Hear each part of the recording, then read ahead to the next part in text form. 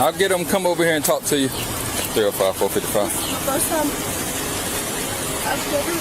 I've never kept a parking ticket. I've never ran a red light. I'm confused. She doesn't understand why she's going to jail. Can you explain that to her? Okay, so you don't understand why you're going to jail? I'm assuming it's because I left her in the car. You're assuming. So you think it's I know it's because I left her in the car. Okay, so you think it's running and you run inside to a store to get a ring? No. Okay, that's child neglect. You were gone for over 15 minutes. He said that the woman said I was gone for over 15 minutes. There's multiple people stating you were. Well, there's multiple people stating that I was. So that's the reason. Unattended in a vehicle. You shouldn't do it for 5 minutes, let alone 15, 16 minutes. Do you understand now? Okay. So that's why. Ma'am, you got anybody in Lake City? Like we can get her. He's coming. Like we can get her to somebody. If you got somebody in Lake City, we can take her. He's coming. He lives in Lake Butler. He's right up. He was headed home. It's my boyfriend. He knows her. She knows him. He's on his way now. But Dad sending somebody. I know about him. Okay, so this is going to be the issue. He was. Dad wants you to go. Hear me out. Look at me. Dad wants her to go with somebody you don't approve of. No, I don't approve. She just got out of prison. Oh, okay. You want her to go with somebody that. All right, buckle up, because this case goes from quick shopping trip to full-blown child endangerment investigation in minutes. And trust me, the officers aren't playing today. Dad's not approved of. Because he doesn't know I'm seeing somebody. Okay, so how can we find a happy medium? He can't take her to my mom. Where does Mom live at? In Live Oak, that's where we live. He knows where I live. He knows exactly where I stay. Even if somebody followed, my daughters are out there with my mom. Is he on the birth certificate? Yes. And the paternity has been established? He paid child support? No, he does not pay child support. Has paternity been established? No. And you guys never been married? Never. Never. He was there to sign. He wasn't even there for her birth. He was there to sign the birth certificate. Mike, just for clarification, his name is on the birth certificate, but there has been no paternity established. Okay.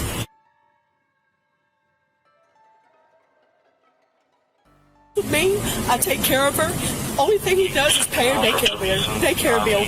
That's it. But there's no legal document stating that he is the dad. No, just the birth certificate. And you guys were never married? Never.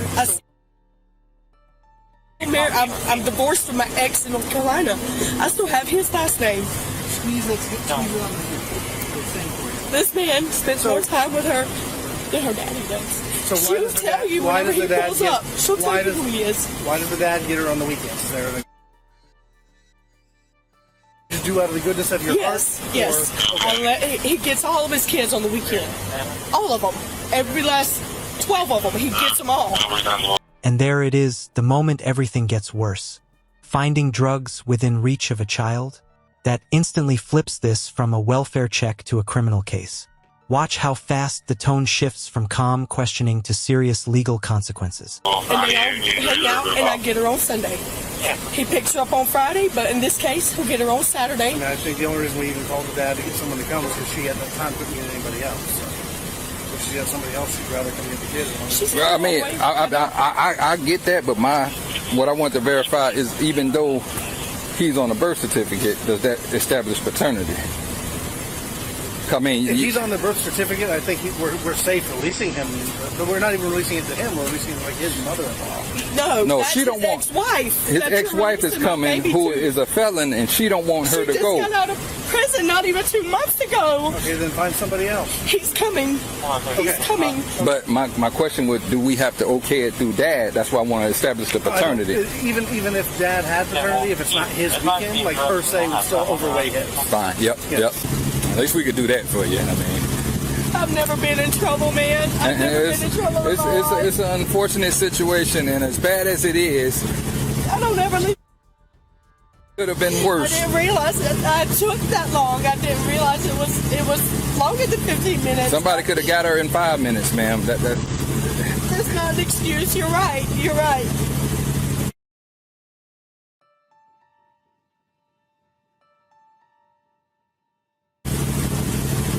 Police scare me. Jail scares me. I've never. This is the first time. I've got 5 kids. This is the first time anything like this has ever happened to me. I just got off work. I've been at work since 4:45 this morning. Going right over here. Yeah, I'm gonna just walk around. It's gonna be ETOH. He's got leg issues. All right. Step in. Nearly 60 some odd year old male. Okay, boy.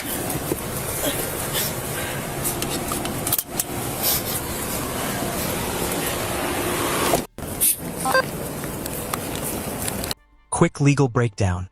In most states, leaving a child unattended in a vehicle, especially running, especially with access to the outside world, is more than just risky. Once the 10-15 minute mark passes, it's almost automatically classified as neglect. And the officers already have multiple witnesses.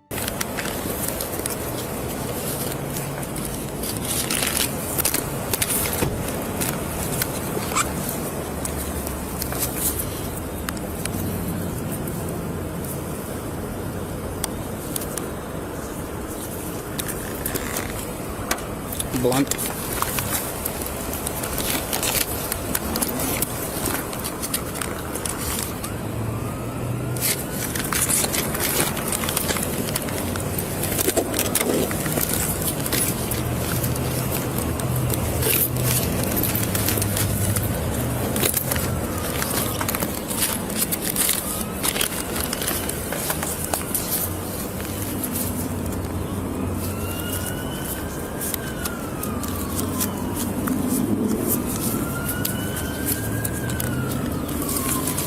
The other 27 in there.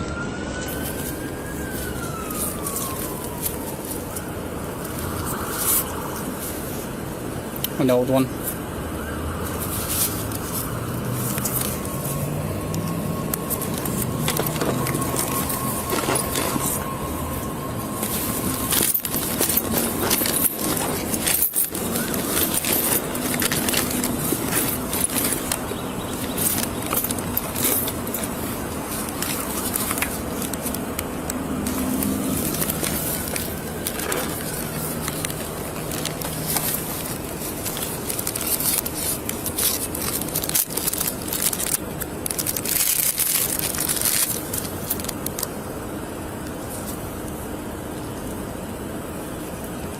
It's not a regular vape.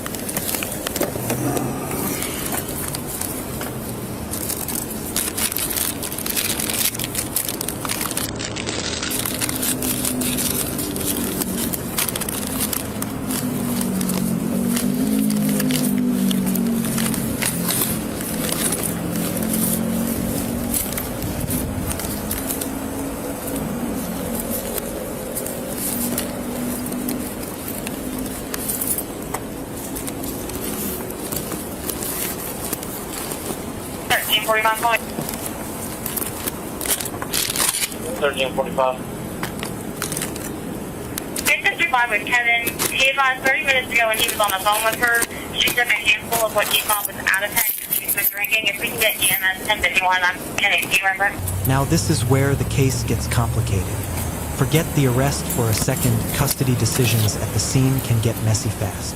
Police have to balance legal paternity, safety concerns, criminal histories, and the child's immediate well-being. Yes, sir. This is the kind of scenario where one wrong call can cause major liability. Sample.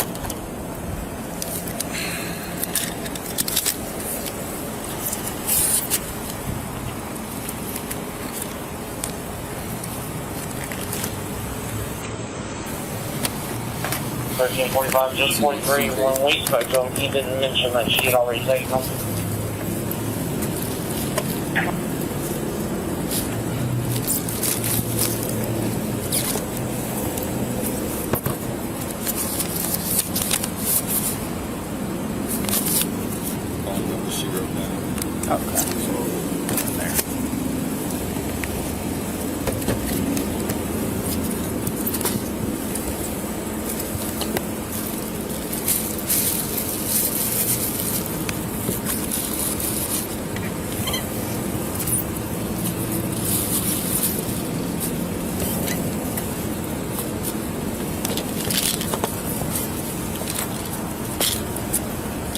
No, pero ¿por qué me parece tranquilo? I don't let her have this stuff. Segundo.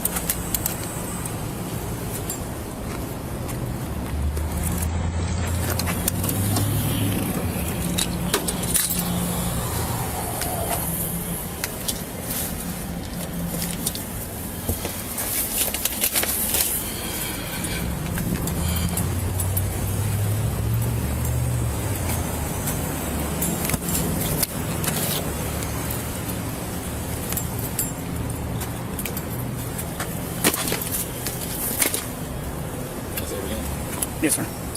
Go ahead, read about the other stuff.